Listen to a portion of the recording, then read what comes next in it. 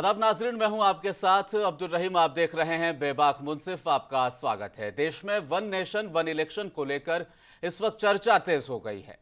केंद्र सरकार ने वन नेशन वन इलेक्शन के लिए एक कमेटी भी बना दी है जो पूर्व राष्ट्रपति रामनाथ कोविंद की सदारत में काम करेगी।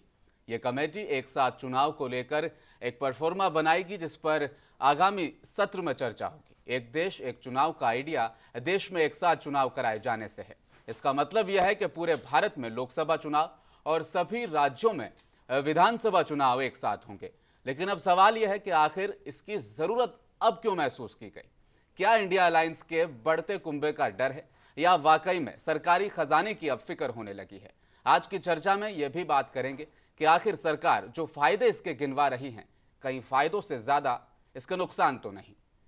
इस टॉपिक पर आज करेंगे तफसील से बातचीत। राजनीतिक फायदे से उठकर सही तज्जिया करेंगे। इसके लिए मौजूद है हमारे साथ सैयद इस्लामुद्दीन मुजाहिद साहब। प्रोफेसर साहब, हमेशा से ही राजनीति विज्ञान के ज्ञाता रहे हैं, आप प्रोफेसर हैं और कई किताबें आपने लिखी है। मुनसिफाना सियासी तज्जिया करने के लिए आप जाने जाते हैं। मुनसिफ टीवी पर आपका स्वागत है। कांग्रेस से हमारे साथ मौजूद है अरशद साहब, बेबाक बेखौफ प्रवक्ता है, खुलकर अपनी बात रखते हैं, पार्टी की विचारधारा रखते हैं। आपका भी इस्तकबाल है। भाजपा से वर्चुअली हमसे जुड़ेंगे जनाब प्रदीप सिन्हा जी। झारखंड भाजपा प्रदेश कमेटी में आपका बड़ा रुतबा है। पार्टी के लिए चाहे कैसी भी परिस्थितियां हो, आप मोर्चा संभाल ही लेते हैं। और एक और शख्सियत हमारे साथ जनाब तबरेज अहमद ताज, सीनियर जर्नलिस्ट, देश दुनिया के सभी मुद्दों पर अपनी अच्छी और गहरी पकड़ रखते हैं। आपका भी स्वागत है जी। शुक्रिया। मुजाहिद साहब, आपसे मैं जानना चाहूंगा, असल में देश में इस वक्त जो ये बात उठी एक देश एक चुनाव की, ये सही समय, इसकी जरूरत थी आज देश को या नहीं थी?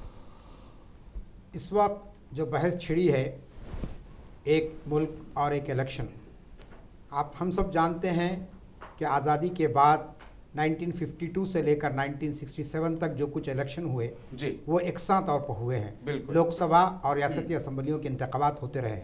1968 और 69 के अंदर कुछ रियासती असम्बलियों की उनका टर्म होने से पहले उनको तहलील कर दिया गया था, जिसके नतीजे में 1971 में पहली मर्तबा लोकसभा का ही इलेक्शन हुआ। कोई असेंबली इलेक्शन उस वक्त नहीं हुए। उसके बाद से ये सिलसिला चलता रहा है। तो ये बात तो हमको मानना चाहिए कि अगर एक इलेक्शन होता है असेंबली और पार्लियामेंट का मिलकर, तो इससे अखराजात में कमी होगी और जमहूरियत भी मुस्तहकम होगी और इसके ज़रिए से कौमी जो मसाइल है वो आवाम के सामने आएंगे। लेकिन जैसा कि आपने सवाल किया है, इस वक्त जो ये मौजूद छेड़ा गया है, इसके पीछे जो है ना बीजेपी की राजनीति काम कर रही है।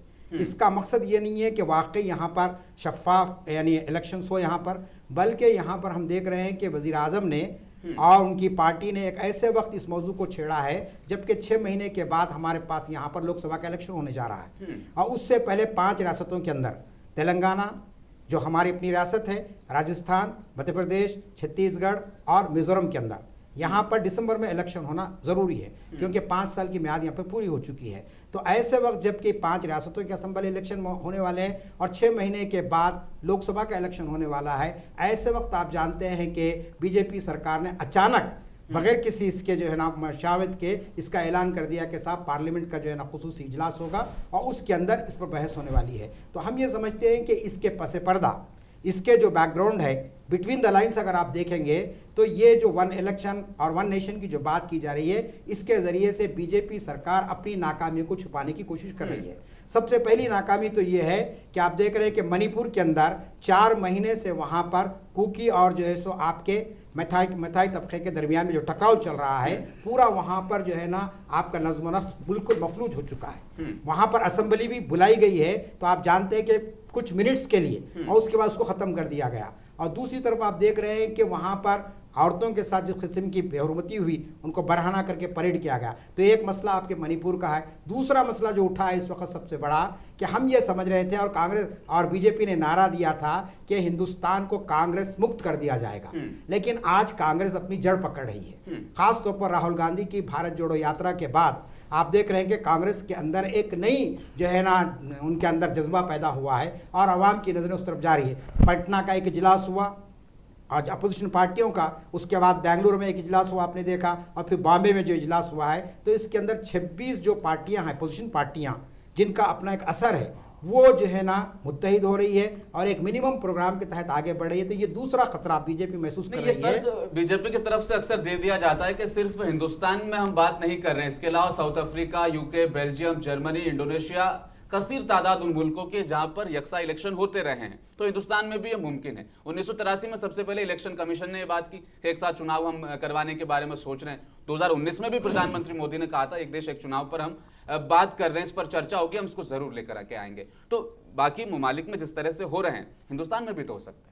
मैंने जैसा कि मैंने आपसे कहा कि ये बहस कोई नई नहीं है, ये बहस बहुत पुरानी है कि इस मुल्क में जो है ना एक ही वक्त में साइमल्टेनियसली जो है ना लोकसभा और असेंबली के इलेक्शन कराया जाए। अगर आप देखेंगे, जैसा कि मैंने कहा आपको कि कांग्रेस के दौर में खुद ये होता रहा 1967 तक, लेकिन उस वक्त वोटर्स की तादाद भी कम थी, असेंबली के हल्के भी कम थे, पार्लियामेंट की सीटें भी कम थी, तो बड़ी आसानी के साथ चीफ इलेक्शन कमिश्नर जो है ना इस तरीके से इकसा कर सकते थे। लेकिन आज आप जानते हैं कि हमारा मुल्क जो है ना 140 करोड़ की आबादी इसकी हो चुकी है और इसके अंदर जो वोटर्स हो गए राय दहिंदे, हम समझते हैं कि वो भी 100 करोड़ के ऊपर हो गए हैं। और फिर इतनी हमारे पास मशीनरी नहीं है कि एक वक्त में आप पूरे मुल्क में एक इलेक्शन करा सकें।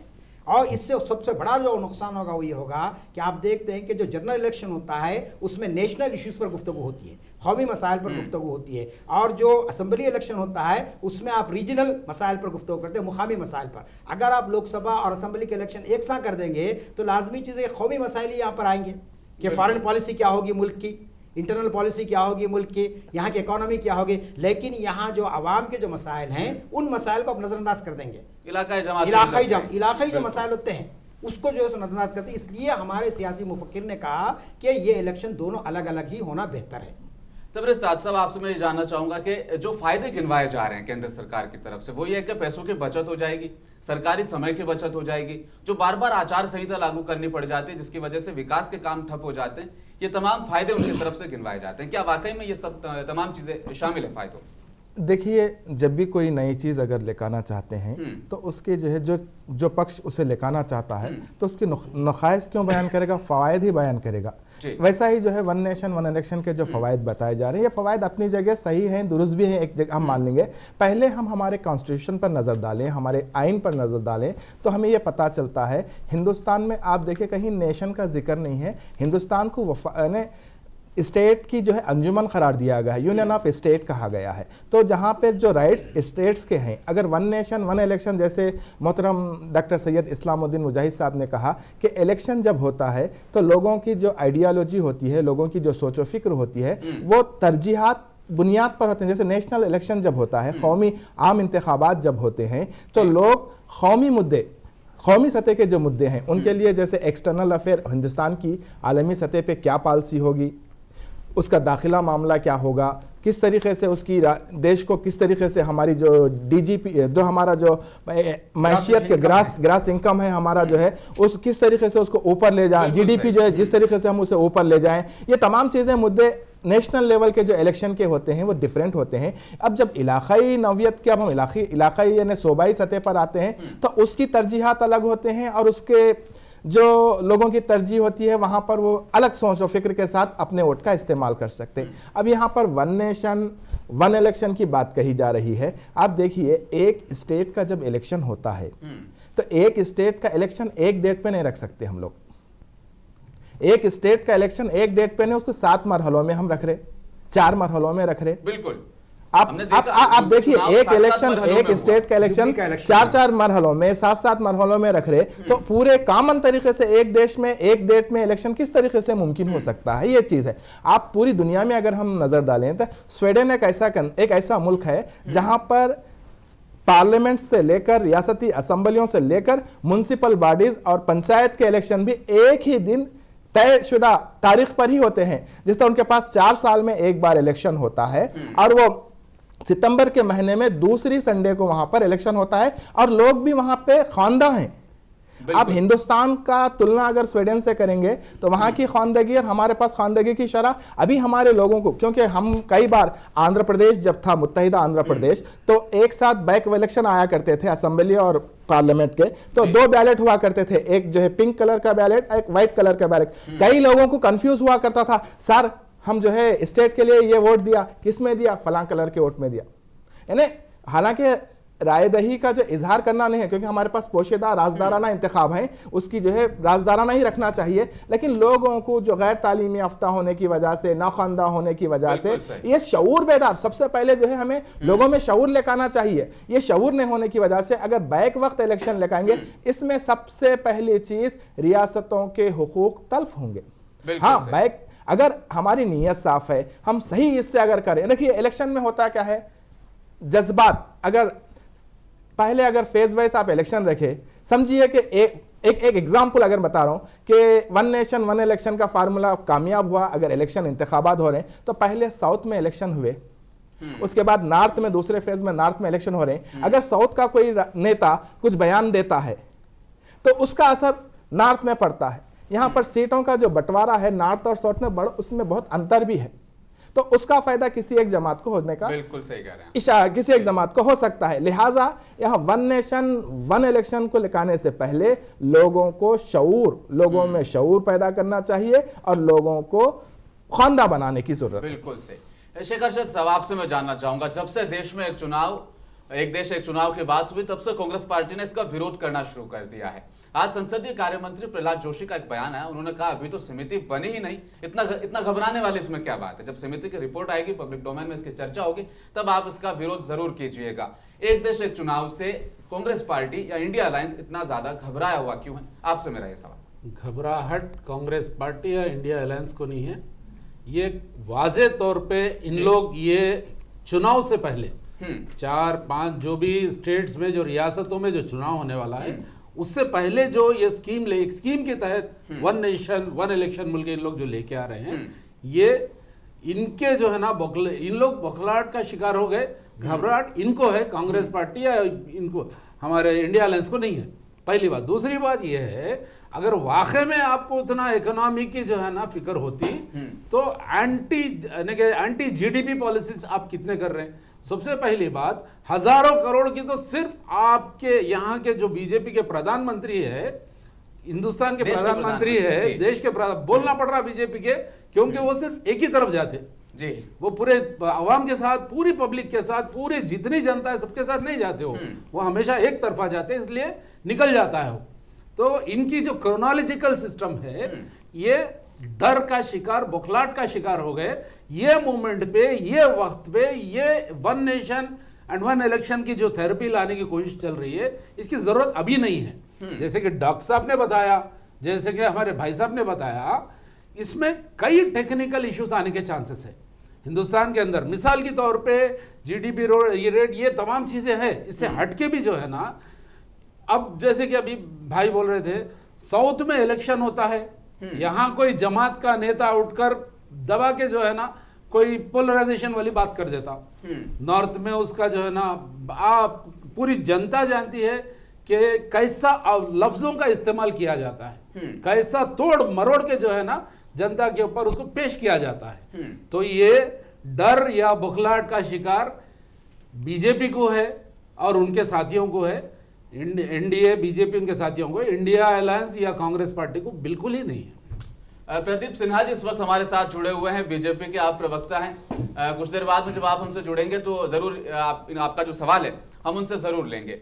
एक देश एक चुनाव की अगर बात इस वक्त हो ही रही है, तो मैं आपसे जानना चाहूंगा कि 2023 में अब जो हालात है मौजूदा देश में, और 1967 में जब तक आपने बताया कि तब तक वहां पर इलेक्शन हुआ करते थे एक साथ, वो वाले हालात और इस वक्त जो देश में बने हैं, इन हालात का अगर हम मवाजना करें आपस में, कितना डिफरेंस आ चुका है? तब मुमकिन था, अब मुमकिन नहीं है, तो आखिर क्यों नहीं? 1967 में इसलिए मुमकिन हो चुका कि पहली मर्तबा नॉन कांग्रेस गवर्नमेंट्स बनी है रीजनल लेवल पर। वरना आप देखते हैं कि आज़ादी के बाद से मुसलसिल मरकज़ में भी और स्टेट्स में भी कांग्रेस का दौर रहा, लेकिन बाद में जो है ना मुख्तलिफ जगह पर मखलूत हुकूमतें बनी। और फिर 1971 में आप जानते हैं कि कांग्रेस को जो थम्पिंग मेजॉरिटी आई, उसकी एक तारीख है कि बांग्लादेश का जो क़याम हुआ था और मिसेस गांधी ने जिस तरीके से वहाँ पर सपोर्ट की थी उनके एक नया मुल्क बनाने के लिए, तो उस वक्त पूरे हिंदुस्तान के अंदर कांग्रेस को जो है सो कामयाबी मिली है। तो उस वक्त के जो हालात है वो तो कुछ एक यानी सियासी पार्टियों का तोड़ जोड़ के नतीजे में वो हुआ है, लेकिन आज के जो हालात हैं, आज के हालात बिल्कुल मुख्तलिफ हैं। जैसा कि मैंने पहले भी कहा आपसे कि भाई इस वक्त हिंदुस्तान एक बहुत बड़ा मुल्क बन चुका है, आबादी के लिहाज से, और फिर जो है ना, आप जिन तरीके से 9 साल से आप हुकूमत किए हैं, अब महंगाई का मसला यहाँ पर आया, उस पर आप कोई सवाल का जवाब देना नहीं चाहते हैं। इसी तरीके से दूसरे जो इश्यूज है, जैसा कि आपने बताया है कि हमारा जीडीपी क्या हो गया है, और दूसरा सवाल जवाब जो मुख्तसर आपने बताया कि ये जो है ना रास्त तौर पर हमारा मुल्क जो है ना फेडरलिज्म पे चलता है, ये फेडरलिज्म पर रास्त हमला है एक विफाक पर, क्योंकि विफाक इस वास्ते कि कॉन्स्टिट्यूशन ऑफ इंडिया ये कहता है कि बाद इश्यूज ऐसे हैं जिस पर रियासतों की राय लेना लाजमी है। आपने बगैर रियासतों की राय लिए कि एक फैसला आपने कर दिया है। और फिर दूसरी बात यह है कि सदर जमहूरिया के ओहदे की तौहीन हो रही है यहाँ पर कि आपने साबिक़ा सदर जमहूरिया को कमेटी का जो है ना मेंबर बना दिया है, हालांकि ये नहीं बनाना चाहिए था उनको। सदर जमहूरिया का खुद एक आला तरीन ओहदा होता है, उसके बाद फिर मजीद किसी ओहदे की जरूरत बाकी नहीं रहती है। लेकिन अफसोस की बात यह है कि उनको ऑफर दिया गया और उन्होंने उस ऑफर को कबूल भी कर लिया है। और फिर आपने देखा है कि कांग्रेस के जो लीडर ऑफ अपोजिशन है लोकसभा के अंदर, अधीर रंजन साहब ने, उन्होंने रिजाइन कर दिया बाज़ाब्ता। कार्य समिति में नहीं जा रहे, वो कह रहे वहाँ न्याय नहीं मिलेगा। हाँ नहीं, वो तो लोकसभा के हैं, तो उन्होंने कहा कि राज्यसभा के हमारे जो लीडर ऑफ अपोजिशन को नहीं शामिल किया गया है, लिहाजा हम जैसे उनको निकालते हैं। तो इससे महसूस ये होता है कि एक तो हम ये समझते हैं कि बीजेपी गवर्नमेंट ने मन बना लिया है कि किसी भी तरीके से वन नेशन वन इलेक्शन होगा। अब उसके लिए दुनिया को बताने के लिए, आंसू पोंछने के लिए कमेटी बना दी गई है, और वो कमेटी वही काम करेगी जो गवर्नमेंट चाहेगी। अब सवाल यहाँ पर ये है कि जब ये आएगा मसला पार्लियामेंट में, तो लाजमी चीज़ है कि इस पर बहस होगी, और इस पर बहुत सी रीजनल जो हमारी पार्टीज हैं, और जिस वक्त इलेक्शन फेस के, अब जैसा मसला हमारी पड़ोसी रियासत है कर्नाटक। अब आप कर्नाटक में आप देखते हैं कि 2-4 महीने पहले इलेक्शन हो वहाँ पर, अब क्या फिर वहाँ पर आप इलेक्शन कराएंगे वहाँ पर? ये सबसे बड़ा सवाल आ जाता है। इसी तरीके से दूसरी रियासतें हैं, तो यहाँ पे आप कैसे, किस तरीके से आप ये करेंगे? हाँ, इसको प्रदीप सिन्हा जी इस वक्त हमारे साथ जुड़ गए। प्रदीप सिन्हा जी, क्या इंडिया अलायंस के बढ़ते कुंभे का यह डर है कि आप इस वक्त वन नेशन वन इलेक्शन की आप बात कर रहे हैं? हमारे कांग्रेस प्रवक्ता जो अरशद जी यहाँ पर मौजूद है, इन्होंने साफ तौर पर कहा कि ये बौखलाहट है, जिस तरीके से आप कर्नाटक और हिमाचल में हारे हैं, यही रहा कि इसी वजह से आप जो है अब वन नेशन वन इलेक्शन की बात कर रहे हैं। 9 साल से आप केंद्र में मौजूद थे, लेकिन इसी समय आपको याद है क्योंकि आपको विधानसभा चुनावों में हार का डर सता रहा है। जवाब दीजिए इस पर प्रदीप सिन्हा जी। नहीं, विगत 5 वर्षों में राज्य देश में सिर्फ 2 ही स्टेट में चुनाव हो गया, बेंगलोर और हिमाचल प्रदेश में। जी, हिमाचल और कर्नाटक में हारे नहीं आता था जी। इनको उत्तर प्रदेश क्यों नहीं आता था, त्रिपुरा क्यों नहीं आता था? सिर्फ सेलेक्टिव हो जाना कि 2 स्टेट्स में हम जीत गए। हाँ, इसलिए भारतीय जनता पार्टी डरी हुई है हमसे। डरे हुए तो वो लोग हैं जो अभी बता रहे थे कि ये हो नहीं सकता, ये फेडरल स्ट्रक्चर पर हमला है। तो जब 1952 से 67 तक हो रहा था, तब वो फेडरल स्ट्रक्चर पर हमला नहीं था। बीजेपी करे तो फेडरल स्ट्रक्चर पर हमला है। तो कहीं ना कहीं यही लोग डरे हुए हैं। और अधीर रंजन जी की बात आ रही थी, एक चीज बताइए कि कांग्रेस पार्टी हमारे साथ किस मसले पर खड़ी हुई? 370 का जब मसला था तो यही अधीर रंजन चौधरी बोल रहे थे कि ये द्विपक्षीय मामला है, भारत इसमें फैसला नहीं ले सकता। तो इन लोगों पर हम बहुत रिलाई भी नहीं कर सकते, और हमने अपनी ओर से भरसक सम्मान देने की कोशिश की। अब उनको ऐसा लगता है कि उनको न्याय नहीं मिलेगा, तो मौके जाए वहां जाए। और अभी कांग्रेस के प्रवक्ता बोल रहे हैं कि महंगाई की क्या दर है।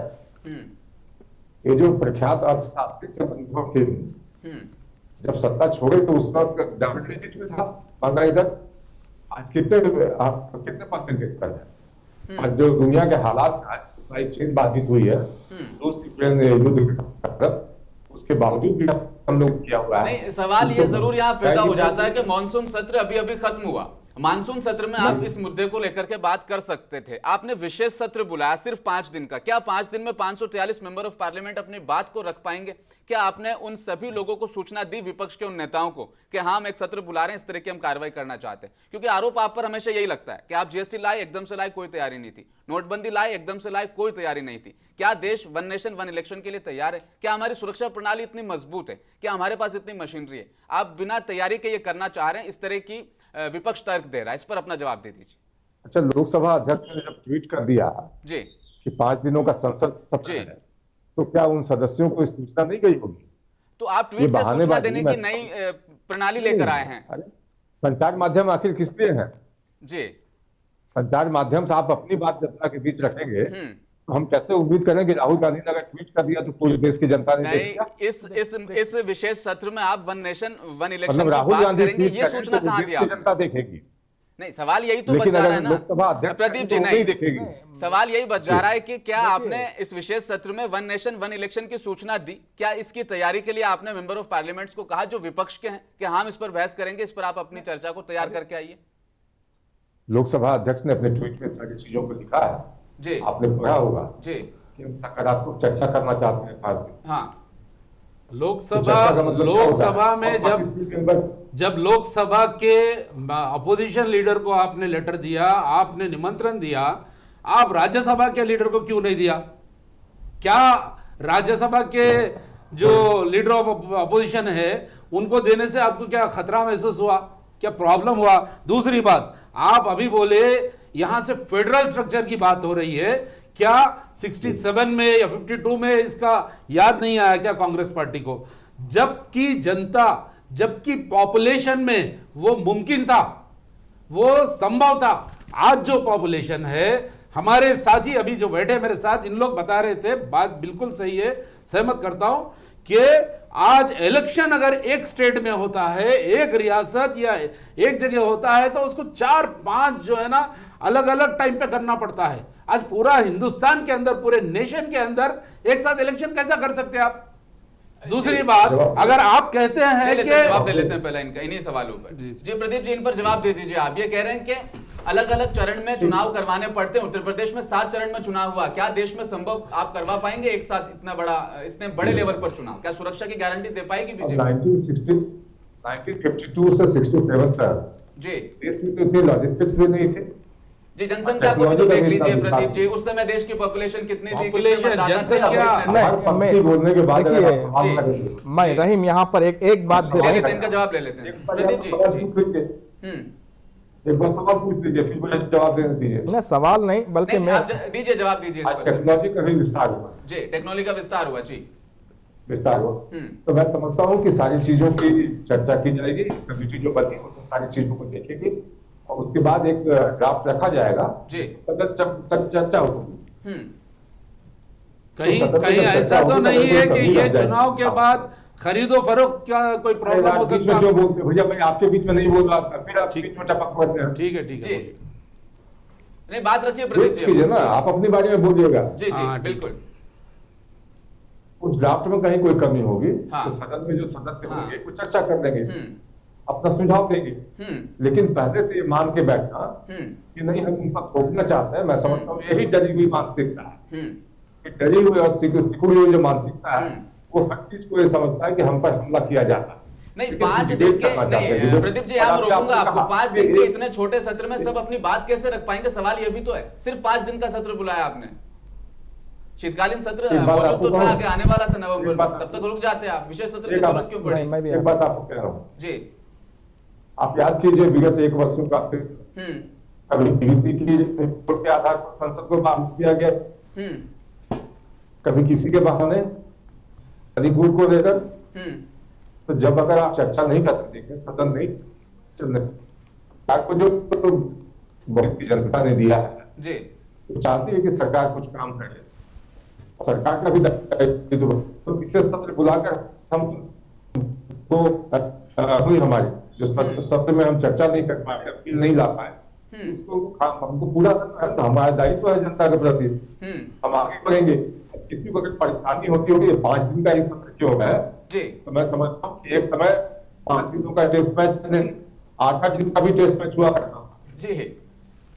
राजनीति को आपने क्रिकेट का मैदान जरूर बना दिया। प्रदीप सिन्हा जी ने कहा कि परफॉर्मा आएगा, ड्राफ्ट बनकर तैयार होगा, तमाम चीजें उसमें शामिल होगी, उसके बाद विरोध कीजिए। पहले से ही विरोध की जो प्रणाली बन गई है देश में, ये गलत है। नहीं, ये उनकी बात से हम भी सहमत करते हैं कि जब तक कि उसका ड्राफ्ट या मुसवेदा जो भी हाथ में है उस पर हम जो है टिप्पणी कर सकते हैं, उस पर अपनी राय रख सकते हैं। लेकिन जिस तरीके का माहौल बनाया गया, जिस तरीके का वातावरण मुल्क में बनाया गया है, अब उस पर जो तहफ़्फ़ुज़ात लोगों में पैदा हो रहे, खदशात पैदा हो रहे। अब मेरी एक बात यहाँ पर, एक दौर छोटा देखिए, वन नेशन वन इलेक्शन बोल रहे हैं, ठीक है हम मान लेंगे, क्योंकि हम ना तो सत्ता पक्ष के हैं ना विपक्ष के हैं। हम जो है अपनी बात एज ए जर्नलिस्ट में अपनी बात रख रहा हूँ कि इलेक्शन हो गया, वन नेशन वन इलेक्शन फार्मूले के तहत समझिए मुल्क की 28 रियासतों में 5 रियासतों में हंग असेंबली चुनाव हंग आ गया, वहां पे हुकूमत नहीं हुई, मिली यहाँ जुली पे सरकार आ तहलील गई करना, वहां पे जी। फिर से असेंबली को तहलील करने की सूरत आई, क्या वह 5 साल सदर राज नाफिज करेंगे? तो यही तो कह रहे हैं, ड्राफ्ट में इन सब चीजों को हम शामिल करेंगे। तो कि आखिर क्या ये देखिए, मसला बन रहा है? ये यहाँ पर जो है असेंबली, वहां पर यहाँ यहाँ आप- वही तो बात मैं जी। कह रहा हूँ,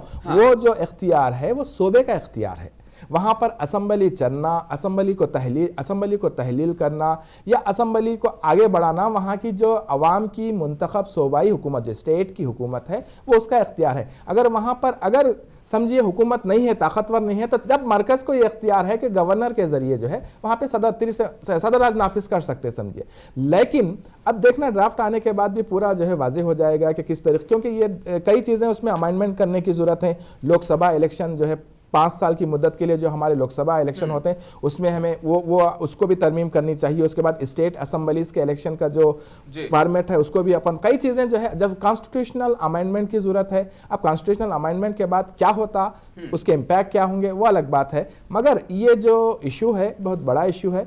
अब देखिए, हुकूमत जमहूरी मुल्कों में ताकत, जो जिस सत्ता के पास अगर ताकत है तो वो हो जाते हैं, उसमें कोई रोकता नहीं, अपोजिशन वाले अपनी बात रखते, ख़त्म होते हैं। लेकिन हिंदुस्तान पर, मुल्क पर उसके क्या असरात मुरतब होंगे, उसका भी कमेटी को जायजा लेना चाहिए कि क्या। साहब ये कह रहे हैं ड्राफ्ट तैयार होने दीजिए, ड्राफ्ट के बाद जितना विरोध करना आप कर लीजिए। अविश्वास प्रस्ताव भी आप लेकर आए थे, तफसील से बीजेपी ने इस पर चर्चा की।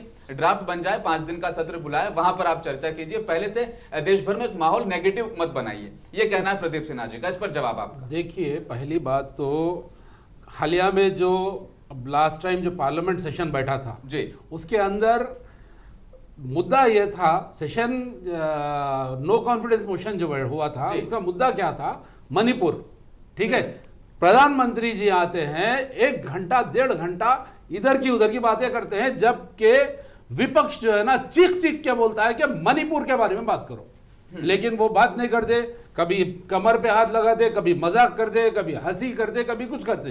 तो वहां पर होता क्या, अब ये भी ये लोग एक 5 दिन का सत्र बिठा के उसके अंदर ड्राफ्ट बनाते, कुछ नहीं होता, ये लोग सिर्फ टाइम खराब करते। ये लोगों ने क्या कहा था, कांग्रेस पार्टी और दूसरा विपक्ष वॉकआउट कर दिया। कब किया था? जब शुरू जब हुआ, आखिरी तक चीख चीख के बोले मणिपुर के बारे में बोलो, जब तक विपक्ष वहां से हटा नहीं, जब तक बात नहीं किए। और क्या करे, क्या, हाँ देखेंगे सोचेंगे, बस इतना ही है। तो एक और बात क्या है, सडन इनका जो डिसीजन रहता, जैसे कि सत्र है 5 दिन का, हम पूरा ड्राफ्ट बनाते, उसके बाद में भी ऐसे ही कुछ बात चल करके खत्म करने की कोशिश।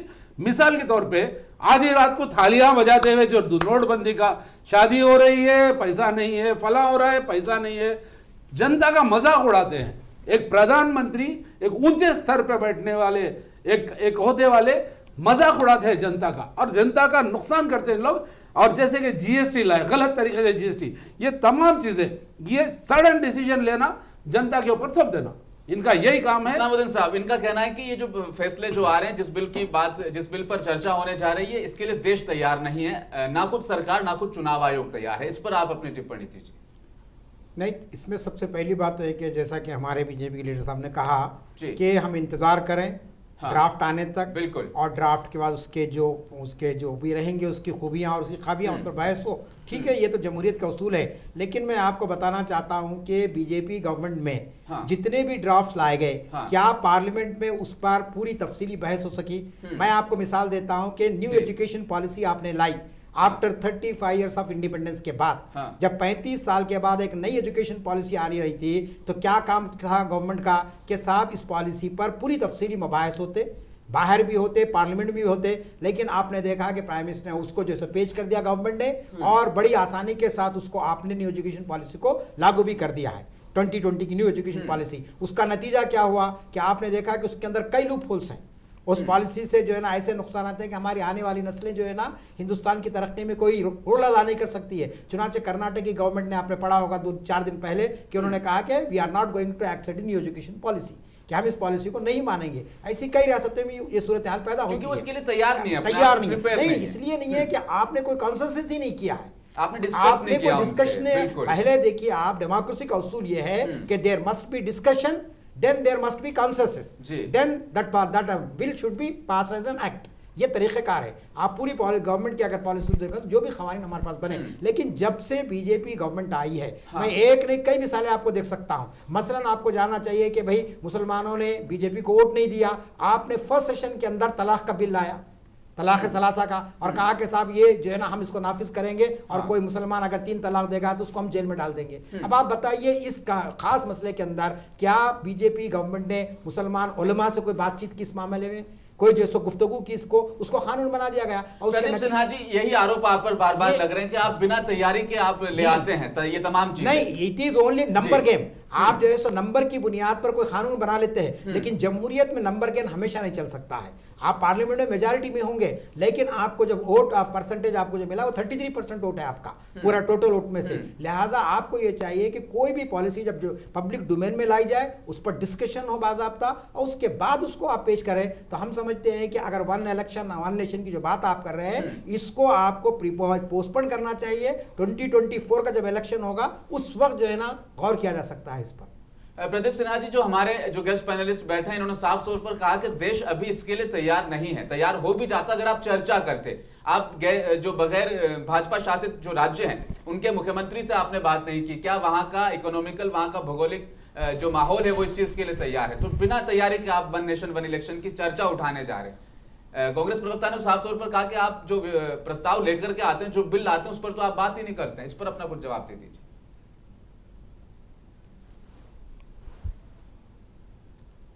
डिस्कनेक्ट हो गए जी। प्रदीप सिन्हा जी सुन पा रहे हैं आप? जी अभी कह रहे थे कि भारतीय जनता पार्टी कोई डिस्कशन नहीं करती और थोपना चाहती है। तो क्या इस देश में कांग्रेस पार्टी ने जब इमरजेंसी लगाई थी तो कंसल्ट करके किया था क्या? और इमरजेंसी के दौरान जब संविधान में सेकुलर शब्द और सोशलिज्म शब्द घुसाया गया तो किससे डिस्कस किया था इन्होंने? अब कांग्रेस पार्टी लोकतंत्र की पाठ नहीं पढ़ा है। उन लोगों ने जो कृत्य किए हैं, अभी कोई कह रहे थे कि नोटबंदी बिना डिस्कशन के जारी कर दिया, बहुत तकलीफें हुई लोगों को। जीएसटी बिना विचार विमर्श के लागू कर दिया गया। 2019 के पहले हुआ था ना ये सब। 2016 में नोटबंदी हुई थी और 2017 में जी 8 नवंबर 2016 जी 8 नवंबर 2016 और 2017 में जीएसटी आई थी। गुजरात इलेक्शन में क्या हुआ आपका? नहीं, नोटबंदी के समय क्या लाइनों में लोग नहीं मरे खड़े होकर के? मुझे बोलने दीजिए भैया, मुझे बोलने दीजिए। हाँ, गुजरात में जनादेश आपको मिल गया, मैं मान चुका हूं आपकी ये बात। जीएसटी और नोटबंदी का कोई फर्क नहीं पड़ा, लेकिन यही विषय लेके गए। हाँ, और आज दलित वोट मिला है। हाँ, 63 तो फिर कांग्रेस पार्टी अभी दर्जा क्यों नहीं मिल पाता है? 50 सीट से कम आ जाती है जी। तो देखिए इस तरह की दलील नहीं दी जाती लोकतंत्र में। नंबर गेम का ही महत्व होता है। अगर हम 272 पास करते हैं उन बहुमत में, आपके पास सीटें हैं, आपके पास बहुमत का आंकड़ा है, तो ये मतलब थोड़ी ना बनता कि आप हर तर्क में सही हैं।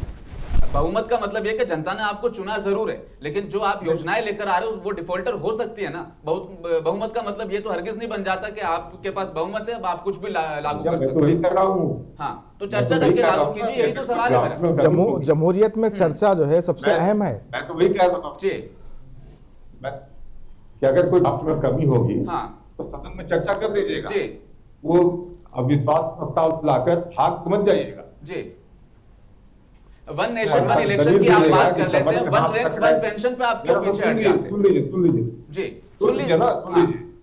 फिर ये दलील मत दीजिएगा कि कमर में हाथ रख रहे थे, कभी इधर की बात कभी उधर की बात जी। वो अधिकार है प्राइम मिनिस्टर का, क्या बोलना हूँ? नहीं बोले ना साहब, मणिपुर पे नहीं बोले। अविश्वास प्रस्ताव, एक सेकंड मैं कर लेता हूँ बात जी। अविश्वास प्रस्ताव था ही मणिपुर पे नहीं बोले, तो सच है। मणिपुर पर चर्चा क्यों होगी? मणिपुर पर भी चर्चा क्यों होगी? राजस्थान पर चर्चा होगी, बताइए आप। देखिए राजनीति का स्तर ना इतना नहीं गिर सकता है कि मणिपुर में हो रहा तो आप राजस्थान को देखिए, वहां भी तो हो रहा है। क्यों हो रहा है, सवाल ये है। अविश्वास प्रस्ताव राजस्थान पे किया गया कि मणिपुर पे किया गया? अविश्वास प्रस्ताव मणिपुर पे किया गया तो राजस्थान में क्यों चर्चा होती? पहली बात। दूसरी बात, आप बोलते हैं गुजरात में क्या हुआ, गुजरात में कुछ भी हुआ होगा, आपको जनता वोट दी होगी, इसका मतलब क्या आप गलत काम करें, गलत फैसले लेंगे आप। स्टेट में क्या हो रहा है जी, इससे आप क्यों बचना चाहते हैं? राजस्थान में क्या हो रहा है क्यों बताएं कि हम देश के फिर वही बात। बिल्कुल जी, मैं यही कह रहा हूं प्रदीप जी, आप बताइए सब कुछ, लेकिन देखिए, दूसरे राज्यों को दिखा के आप डिफेंड तो मत करिए ना। देखिए, मणिपुर में जो हो रहा है वो भी सच है, राजस्थान में जो हो रहा है वो भी सच है, लेकिन जब हम मणिपुर की बात करें आप राजस्थान निकल जाते हैं, ये तो गलत है ना। रहीम, देखिए मैं साथ अगर अत्याचार हो रहा है वो कहीं भी हो, भारत में कहीं भी हो, वो अत्याचार है। प्रदीप जी, यही मैं कह रहा हूँ, राजस्थान में हुआ, पुलिस ने एक्शन लिया, आरोपियों को गिरफ्तार किया गया, लेकिन मणिपुर में तो आरोपी बेवकूफ घूम रहे हैं ना। 5600 राइफल आर्मी के उन्होंने लूट लिया ना। दिया गया, आप किस केस की बात कर रहे हैं, पकड़ दिए गए? देखिए 2 दिन पहले वाली बात कर रहे हैं क्या आप? अविश्वास प्रस्ताव राजस्थान के लिए नहीं किया गया, अविश्वास प्रस्ताव मणिपुर के लिए किया गया। आप राजस्थान में ऐसा कोई मुद्दा राजस्थान का रहता तो बात करना, जहां जो चीज रहती है उसके बारे में बात नहीं करते। मैं इनसे ले लेता हूं। मैं एक छोटा शेर इस बात पे अर्ज करना चाहता हूं, तू इधर उधर की बात न कर, ये बता काफिला लूटा क्यों? लूटा कांग्रेस का, जिसकी 50 नहीं आ रही है, उसका काफिला लूट गया। बिल्कुल सही, चर्चा को हम जरूर आगे बढ़ाएंगे। इस तरह की बातें सामने आ रही है कि जितने ज्यादा फायदे सत्ता पक्ष की तरफ से गिनवाए जा रहे हैं, उससे ज्यादा कहीं ना कहीं नुकसान भी है। नुकसान कौन कौन से आपको बताते चले। लोकतंत्र का जो संघीय ढांचा है वो खतरे में आ जाएगा, इस तरह के तर्क दिए जाते हैं। उसके अलावा इलाकाई जो पार्टियां हैं वो खत्म हो जाएगी, इलाकाई जो मुद्दे हैं वो कहीं ना कहीं केंद्र के मुद्दों के बीच में दब जाएंगे। इसी बीच आज अरविंद केजरीवाल का भी एक बयान सामने आया। अरविंद केजरीवाल ने बेबाक तरीके से बोलते हुए कहा कि अगर 5 साल में एक ही बार चुनाव हुआ तो सिलेंडर 5000 का हो जाएगा, टमाटर 1500 रुपए किलो हो जाएंगे। ये तर्क उन्होंने इसलिए दिया क्योंकि कहीं ना कहीं मौजूदा सत्ता पक्ष पर यह दबाव रहता है कि आगामी चुनाव जो है उस राज्य के हैं तो अभी कुछ ना कुछ सस्ता करना पड़ेगा। 200 रुपए सिलेंडर की कीमतों में जो दाम कम हुए हैं, कहीं ना कहीं वो इन राज्यसभा चुनावों को मद्देनजर रखते हुए भी लिए गए हैं। क्या चुनाव एक साथ हो जाते हैं तो सत्ता पक्ष थोड़ा सा बेबाक हो जाएगा कि अब 5 साल तक तो कुछ होना नहीं है, जो मर्जी हम कर सकते हैं, लास्ट के 1 साल में काम कर लेंगे। क्या इस तरह की संभावनाएं हैं, इम्कानात है? इसके बिल्कुल इम्कानात हैं, इसलिए कि पावर करप्ट से पावर कहा गया है कि जब एक अवामी नुमाइंदे को, गवर्नमेंट की बात नहीं करता हूँ, एक एमएलए और एमपी की बात करता हूँ, कि अगर उनको ये मालूम हो जाए कि अब मैं 5 साल तक एमएलए रहने वाला हूँ, तो लाजमी चीज़ है कि वो अवामी मसाइल को हल नहीं करेंगे। वो सिर्फ जब 4 साल मुकम्मल होंगे उसके बाद ही उनको आवाम के मसाइल की तरफ तवज्जो आएगी। तो लिहाजा हम ये कह रहे हैं कि इस तरीके से ये डेमोक्रेसी सिर्फ जैसे नक्शे पे बाकी रह जाएगी कागज़ पर, और इसके बजाय जो है ना यहाँ पर एक किस्म का एक डिक्टेटरशिप रोल भी आ सकता है। और ये बात भी कही जा रही है कि प्राइम मिनिस्टर का जो इरादा है, ये जो एक साथ इलेक्शन की जो बात हो रही है यहाँ पर, 1 नेशन 1 इलेक्शन, इसके ज़रिए से यहाँ पर पार्लियामेंट्री फॉर्म ऑफ गवर्नमेंट को ख़त्म करके प्रेसिडेंशियल फॉर्म लाने की कोशिश की जा रही है। ये बड़े बड़े इंटेलेक्चुअल्स ने पेश किया ये नज़रिए को कि साहब ये चाहते हैं कि प्राइम मिनिस्टर के जो पावर्स है, इनकी जो जवाबदेही है पार्लियामेंट के अंदर, वो जवाबदेही भी ख़त्म हो जाए और वो जो है ना 5 साल तक अपना as a president of India के वो रोल करें और इस तरीके से वो जो है ना गवर्नमेंट को अपने कंट्रोल में रखें। तो ये भी एक हो सकता है कि 10-20 साल के बाद पूरा सिस्टम हमारा बदल जाए। लिहाजा हमको ये सोचना चाहिए कि आवाम की भलाई किस में है। आवाम की भलाई इसी में है कि अलग अलग इलेक्शन हो, असेंबली का इलेक्शन अलग हो और लोकसभा का इलेक्शन अलग हो। जैसा कि बात शुरू से आ रही है कि अगर जनरल इलेक्शन होता है तो कौमी मसाइल उभर कर आते हैं, और अगर असेंबली इलेक्शन होता है तो मुकामी मसाइल होते हैं। अगर आप मुकामी मसाइल पर गुफ्तगू ही नहीं करेंगे तो एजुकेशन का क्या हाल हो जाएगा, हमारे जो है ना लोकेलिटीज़ के अंदर जो बल्दी मसाइल है उसका क्या हाल हो जाएगा। इसी तरीके से हमारा जो है ना हेल्थ का प्रॉब्लम है, उन पर कौन गौर करेगा। तो जब नेशनल इश्यूज छा जाएंगे इलेक्शन पर तो लाजमी चीज़ है कि लोकल इश्यूज बिल्कुल दब जाएंगे। इसीलिए आवाम की एक बड़ी अक्सरियत, मैं पॉलिटिकल पार्टी से बात नहीं कर रहा हूँ, आवाम की एक बड़ी अक्सरियत ये चाहती है कि साहब 2 इलेक्शन अलग अलग हो, क्योंकि अगर एक ही वक्त में इलेक्शन होगा तो जो पार्टी ज़्यादा पब्लिसिटी में रहेगी, और आप तो जानते हैं कि मीडिया इस वक्त पूरा कंट्रोल कर रहा है, किसी पार्टी को अच्छा पेश करना है तो आप ही पेश करते हो उसको, किसी को बुरा पेश करना है तो वो आपसे मुराद कुर्दी मीडिया हमारा, आपका तो बहुत अच्छा मीडिया है, और कुछ ऐसे मीडिया और भी अगर आ जाए तो हम समझते हैं कि हिंदुस्तान में जमहूरियत पनप सकती है। तो इस लिहाज से हम ये चाहते हैं कि ये जल्दबाजी का फैसला है, और हम जैसा कि खुद बीजेपी के लीडर साहब ने कहा कि इसमें बहुत इख्तलाफ होगा और इसको रीजनल पार्टीज नहीं मानेंगी, और नतीजा ये होगा कि ये जिसको जो है सो फिलहाल मुलतवी करना पड़ेगा। प्रदीप सिन्हा जी, क्षेत्रीय मुद्दे दब जाएंगे, क्षेत्रीय जो पार्टियां हैं, इलाकाई पार्टियां, उनके खत्म होने के इम्कानात बन जाते हैं और सरकार की जवाबदेही बिल्कुल खत्म हो जाएगी। अगर 5 साल में एक ही बार चुनाव होता है तो जो जवाबदेही है सरकार की वो कहीं ना कहीं जरूर कम हो जाएगी। आगामी चुनाव को लेकर आप बहुत सारी योजनाएं लाते रहते हैं, वो भी बंद हो जाएगी, इस तरह के इल्जामात लगते रहते हैं। इस पर मैं आपका जवाब चाहूंगा, प्रदीप सिन्हा जी।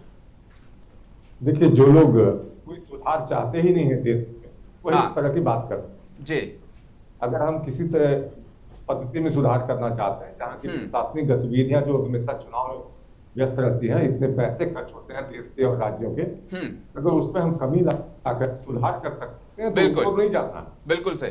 लेकिन कुछ लोग दलील ये दे रहे हैं कि भारतीय जनता पार्टी विचारों को थोपना चाहती है।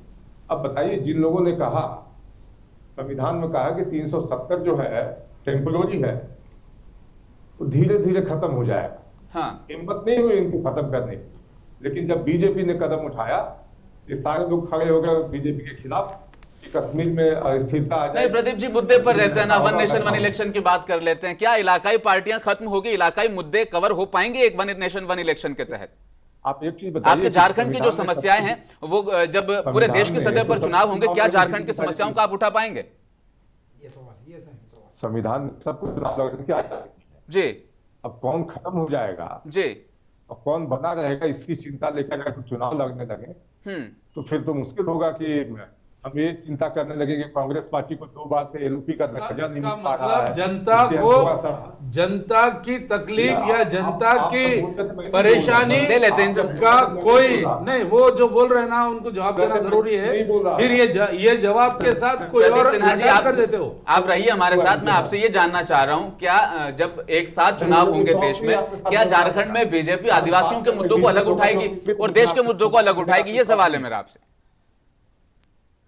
नहीं, मैं तो बोल रहा हूँ ना कि मुझे डिबेट में बनने का शौक नहीं है, बीच में टोका टोकी नहीं। आप बोलिए, आपको नहीं जी जी बिल्कुल आप बोलिए। सवाल मेरा यही है, सवाल के जवाब पे आप रहिएगा। क्या बीजेपी झारखंड आदिवासियों के मुद्दे उठाएगी या मोदी के चेहरे के साथ आगे चली जाएगी? इलाकाई मुद्दे दबेंगे या नहीं दबेंगे, ये सवाल है।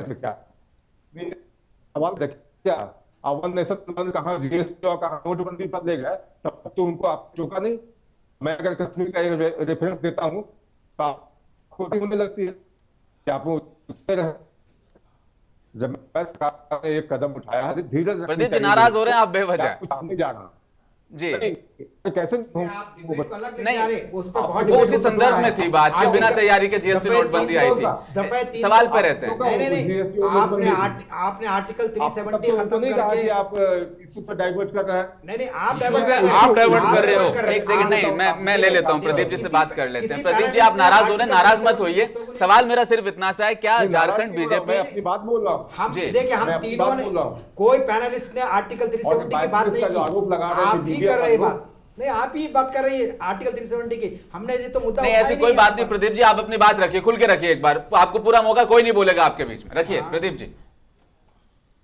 नहीं, मैंने तो वही कहा ना कि जब भी आप चर्चा कर रहे थे तो कुछ लोगों ने चर्चा किया कि जीएसटी गलत तरीके से लाया गया, नोटबंदी गलत तरीके से किया गया, आपने उनको टोका नहीं एक बार के बीच। मैं यही तो कह रहा हूं कि वो बातचीत के संदर्भ में था कि बिना तैयारी के लेके आए, उसी तरह से वन नेशन वन इलेक्शन बिना तैयारी के ला रहे हो, वो संदर्भ में था। सवाल का जवाब दे दीजिए आप, क्या झारखंड जी झारखंड के इलाकाई मुद्दे दबेंगे या नहीं दबेंगे, ये मेरा सवाल है। तैयारी के साथ हम जी पूरी तैयारी के साथ आते हैं, और जब भी आएगा वन नेशन का मसला, आप देखेंगे कमेटी जो ड्राफ्ट सुझाव आएंगे उसको इंक्लूड करेंगे, बिल्कुल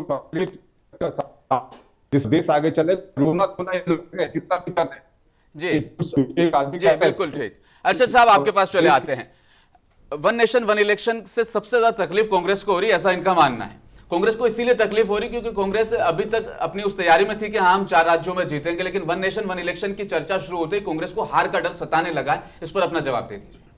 क्या वाकई में वन नेशन वन इलेक्शन में आपका जो वो कद है वो घट जाता है? वन नेशन वन इलेक्शन से कांग्रेस को तकलीफ नहीं है, जनता को तकलीफ है। नहीं, तकलीफ तो आपको ना। रंजन चौधरी ने आज अपना अमित शाह को लेटर लिखा, समिति से वो अपने आप को अलग कर चुके हैं, तो तकलीफ तो आपको ये सबसे ज्यादा। लेटर अभी मेरे पास मौजूद है। हाँ। वो लेटर में ये लिखा है मैं समिति में काम नहीं करूंगा, ये लिखा उन्होंने। नहीं, वो लेटर में ये लिखा है कि राज्यसभा के जो लीडर ऑफ अपोजिशन है उनको ना ये निमंत्रण नहीं देते, सिर्फ मुझे देते हैं। हाँ। और आपका जो प्रोसीजर है वो गलत है, इसलिए मैं इसमें पार्टिसिपेट नहीं करूंगा। अर्शद जी, छत्तीसगढ़ के डिप्टी सीएम टीएस सिंहदेव उन्होंने निजी तौर पर कहा कि मैं एक देश एक चुनाव का समर्थन करता हूं, तो कांग्रेस की तो यहां पर खुद की एक राय एक मत नहीं बन पा रहा है। छत्तीसगढ़ के डिप्टी सीएम कह देते हैं मैं समर्थन करता हूं एक देश एक चुनाव का। उनका निजी मामला हुआ, लेकिन ये वन नेशन वन इलेक्शन से जनता का नुकसान हो सकता है। जनता की सही तकलीफ, सही मुद्दा, यानी कि जहां पहुंचना है वह नहीं पहुंच सकता। जब राष्ट्रीय स्तर का जो प्रॉब्लम जनता को दिखाया जाता है तो क्षेत्रीय स्तर का आप नहीं दिखा सकते। तबरेज ताज साहब, फायदा किसका है वन नेशन वन इलेक्शन? क्या जनता का फायदा है, सियासी जमातों का फायदा? इस पर आप अपनी अगर देखिए अब्दुल रहीम, अगर फायदे की बात करेंगे तो बजट जो है, खर्चा जो है, इलेक्शन का खर्चा बचता, लेकिन खर्चा बचाने की अगर हम बात करेंगे तो और भी अगर देखिए आज हमारे इलेक्शन किस तरीके से हो रहे हैं। आप तमाम सियासी पार्टियों का देखिए, इलेक्शन का जो एक लिमिटेड खर्चा है, इलेक्शन कमीशन ऑफ इंडिया जो है उसमें हम अफिडेविट डालते हैं, ये सब खुले आम। एक हम हाल ही में जो है तेलंगाना के मुनगौड़ में ज़िमनी इंतखाबात हुए थे, वहाँ पर वोटरों को किस तरीके से अपने करीब लेने के लिए तमाम पार्टियाँ, मैं किसी एक पार्टी की तायद या किसी एक पार्टी की ये नहीं करो, मैं तमाम पार्टियों की तरफ ये तनकीद कर रहा हूं कि हम सरकारी खर्चे की बात कर रहे हैं। सरकारी खर्चे दो भी खर्चे देखिए, जब तक आप लालच देकर जो है वोटर को उसके मकसद से गुमराह कर रहे। दूसरा, सरकारी खर्चा जो है एक साथ इलेक्शन होना या बार बार इलेक्शन होना, थोड़ा बहुत खर्चा जो है ज्यादा हो रहा, लेकिन जब तक आम आदमी ईमानदारी से अगर इलेक्शन करेगा तो वन नेशन वन इलेक्शन की जरूरत नहीं पड़ेगी। ये वन नेशन वन इलेक्शन की जो जरूरत पड़ रही है ये इसीलिए कि जब जब इलेक्शन स्टेटों में अलग आएंगे तो पार्टी को वोट खरीदने के लिए भी ज्यादा जो है खर्च करना पड़ा। इलेक्शन से ज्यादा खर्चा इलेक्शन की तशहीर के लिए हो रहा है। ये चीजें जो है, ये तमाम चीजें, राजनीति जो है सिर्फ सियासत इलेक्शन के टाइम होना चाहिए। इलेक्शन खत्म होने के बाद जमहूरी मुल्क में कोई पार्टी ने, हम सबको मिलकर एकजुट होकर, जो पार्लियामेंट हमारी है वहां पर जो अरकान हैं वो चुने हुए नुमाइंदे हैं अवाम के, वो जब पार्टियों में बदलना नहीं चाहिए। वहां पर जो मुद्दा होता है, वहां पर जो चर्चा होता है, वो अवाम की जानिब से तर्जुमानी होती है। वहां पर हमें पार्टियों में बंटना नहीं चाहिए। पार्लियामेंट में पार्टियों में बंटना नहीं चाहिए, बल्कि बेबाकी से अवाम के तौर पर काम कर रहे होते हैं, आपको अवाम के लिए काम करना चाहिए। सिर्फ सियासत जो है इलेक्शन के टाइम पे करनी चाहिए। इलेक्शन में सियासत करो, आम दिनों में सियासत मत करो। आम दिनों में डेवलपमेंट का काम करो, तरक्की का। फायदे ज्यादा है या नुकसान ज्यादा है, ये मेरा आखिरी सवाल आपसे। देखिए, जमहूरियत में जब भी को कानून बनाया जाता है तो इसमें कुछ फायदे भी होते हैं, कुछ नुकसान भी होते हैं। नुकसान ज्यादा या फायदे ज्यादा? नुकसान ज्यादा है, फायदा बहुत कम है। नुकसान इसलिए हम कह रहे हैं कि 1990 में भी लॉ कमीशन ने कहा था, वन नेशन इलेक्शन की बात हुई थी, लेकिन उस पर कोई पॉलिटिकल पार्टी ने उस पर तवज्जो नहीं दी। खुद बीजेपी ने 1918 में भी 2018 में लॉ कमीशन से ये रुजू हुए थे बाज़ाब्ता, और उस वक्त भी लॉ कमीशन ने ये कहा था कि मौजूदा जो कॉन्स्टिट्यूशनल फ्रेमवर्क है इसमें जो है ना ये एक वक्त में इलेक्शन होना मुश्किल है। और फिर 2019 में भी आप देखेंगे लॉ कमीशन ने ये सिफारिश की कि आप कर सकते हैं, लेकिन रातों रात इसका फैसला नहीं किया जा सकता है। अब इस वक्त इस मरहले पर जो मोदी गवर्नमेंट ने जो ऐलान किया है, मैं उसकी प्रैक्टिकल आपको मसाइल बताऊंगा। सबसे पहली बात इनको कि पीपल्स एक्ट ऑफ 1951 में उनको तरमीम लानी पड़ेगी। पीपल्स रिप्रेजेंटेशन का जो एक्ट है, अवामी नुमाइंदगी का, उसको तब्दीली लानी पड़ेंगी। दस्तूर के मुख्तलिफ तरमीमात करने पड़ेंगे उनको, और उसके अंदर रियासती पूरी गवर्नमेंट से उनको जो है ना राय लेनी पड़ेगी, अप्रूवल लेना पड़ेगा। तो क्या ये सब काम आप कर सकते हैं 2-4 महीने के अंदर, जबकि मुल्क में इलेक्शन का बिल्कुल मरहला शुरू हो चुका है। हर पॉलिटिकल पार्टी अपना जो है ना कैंपेन शुरू अगर हो भी जाते हैं, मान लीजिए एक देश एक चुनाव का ये बिल पास भी हो जाता है, इससे ज्यादा फायदा इंडिया अलायंस को है या फिर एनडीए को? नहीं, हम पॉलिटिकल पार्टीज के फायदे की बात नहीं कर रहे हैं। क्या लग रहा है आपको? आप राजनीति के प्रोफेसर हैं। नहीं, हम आवाम की बात कर रहे हैं। हम ये कह रहे हैं कि साहब, अगर आप एक बैक वक्त इलेक्शन कराते हैं तो नेशनल इश्यूज हावी हो जाएंगे। आप कह रहे हैं नुकसान ज्यादा है, फायदे नुकसान ज्यादा है। और रीजनल इश्यूज, जहां हम रहते हैं, जिस रियासत में हम रहते हैं, जिस शहर में हम रहते हैं, उसके मसाइल बिल्कुल दब जाएंगे और उन लोगों को भुगतना पड़ेगा। बिल्कुल। तो ये चीज हमारे लिए नुकसानदेह होगी। नाज़रीन, बेबाक मुंसिफ के आज के इस टेबल पर आपने वो तमाम चर्चाएं सुनी और देखी। हमारे गेस्ट पैनलिस्ट ने क्या ही उम्दा और खूब जवाब दिए हैं। वन नेशन वन इलेक्शन का ये बिल 18 से 22 सितंबर को पार्लियामेंट में पेश किया जाएगा। क्या ये बिल पास होता है या नहीं, इस पर भी हम अपनी नजर रखेंगे। आप देखते रहिए मुंसिफ टीवी न्यूज। नमस्कार।